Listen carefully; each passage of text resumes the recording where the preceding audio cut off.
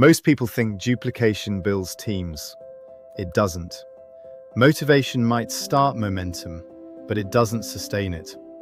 Energy fades, excitement dips, life gets busy. What actually scales is structure.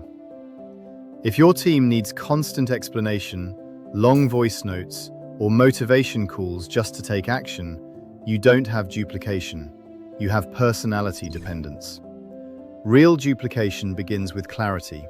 One clear starting step. One simple daily action. One repeatable follow-up process. If a new team member can't explain your system in one sentence, it won't duplicate. If they don't know what to do in the first 15 minutes, they'll hesitate, and hesitation kills momentum. The goal isn't complexity, it's friction reduction. The simpler your structure, the more consistent the action. Instead of asking, how do I motivate my team? Ask, how do I simplify my system? Move from personality to assets. Lead capture pages, structured onboarding, clear checklists. When assets carry the load, execution becomes consistent, and consistency builds trust, and trust builds teams. So here's the real shift. Stop trying to inspire duplication. Start designing it.